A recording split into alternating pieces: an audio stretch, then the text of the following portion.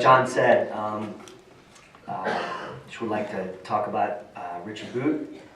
A little background about Ryszard. Ryszard came to the U.S. In the 1980s to play professional soccer. Played for the Hartford Hellions and the Memphis Americans of the Major Indoor Soccer League, and that's what brought him to Tennessee. Came to Tennessee, retired in Memphis, started the Germantown Soccer Club, was there for several years, and then went to started his own club called the Memphis Football Club. That was in 1990, and that was when Ryszard had a lot of success. During that time, you know, what I think Ryszard did as a former player and growing up playing for Memphis Football Club is that, you know, Ryszard was ahead of his time in that, you know, it was all about, you know, training all year round, 10 months, 11 months out of the year. We went to the Tampa Sun Bowl when that was a big tournament. You know, the intensity of training, the commitment level of training every day was very important. And so bringing all the top kids in Memphis, not just Memphis, but all around our area, was starting to happen. So during this time, you know, Ryszard had multiple teams win Region III championships, sent multiple teams to the USYS finals, coached 5 MLS players, Kerry Talley, Ross Pauley, Richard Maroney, Johnny Walker, to name a few, national team players as well as hundreds of other college soccer players, regional ODP team players, state team ODP team players. Ryszard also started the CBU men's program. During that time, he won multiple Coaches of the Year awards, multiple conference championships. He was the director of coaching for Region III ODP for several years in the late 90s, early 2000s. He was the DOC for Tennessee Soccer, I think one of the first ones for Tennessee Soccer, for several years. He was also an assistant coach for the U.S. Youth National teams during this time.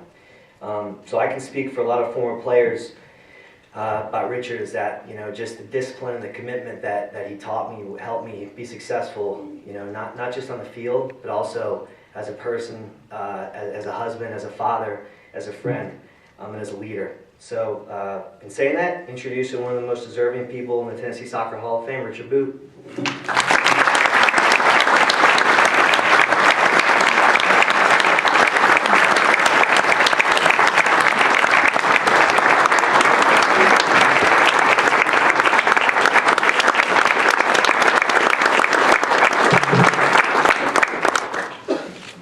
We don't do this often. I'd like to ask Cleta Grimes, my fellow co-chair of the Hall of Fame committee, to come forward.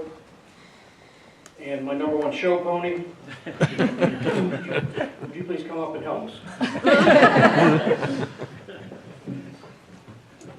We try and celebrate and woo-woo as much as we can.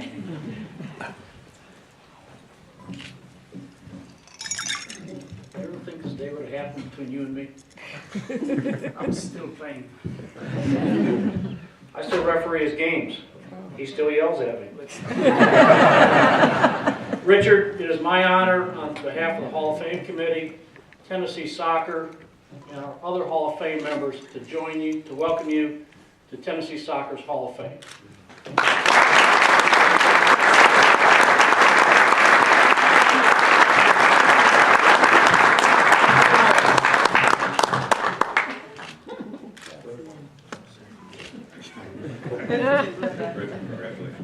Thank you.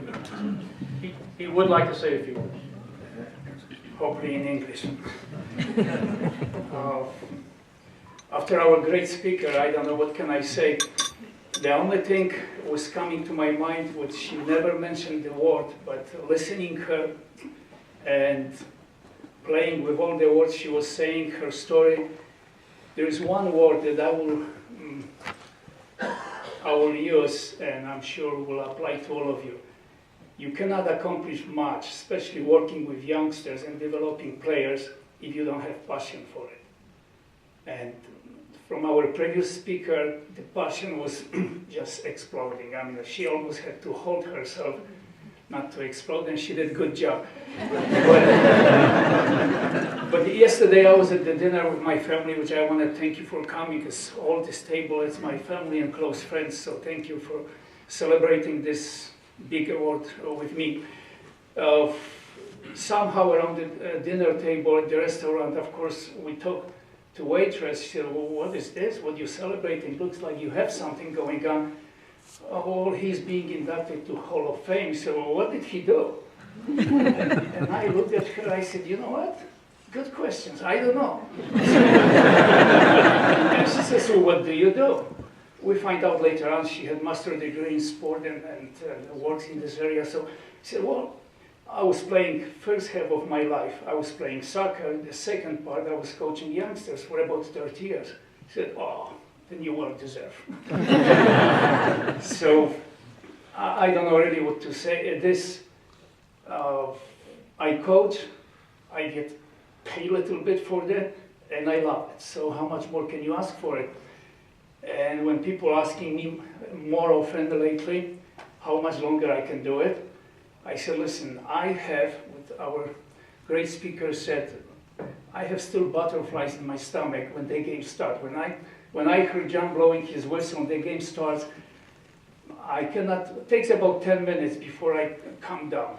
One time my player said, well, coach, can you just sit and then relax? I said, I am relaxed. They said, okay.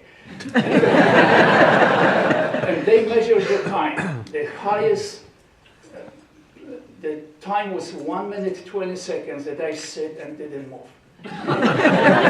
So that was in all coaching years. They figured out it was about 1.5 minutes. Why I'm saying all this, again, back to passion. It's not something you can tell yourself, well, you have the passion, or I have passion, I can do it. No, that comes very natural.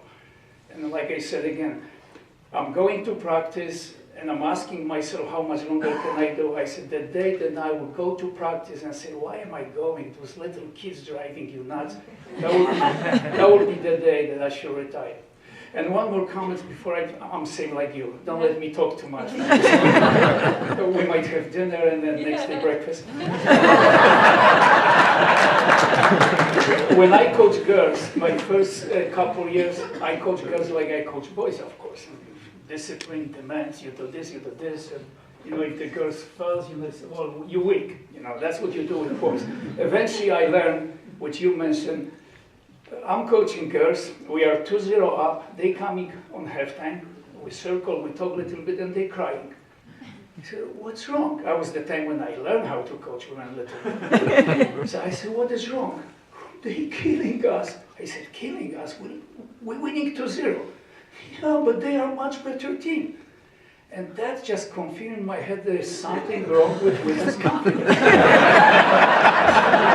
So I went back to my wife and I said, listen, what is it?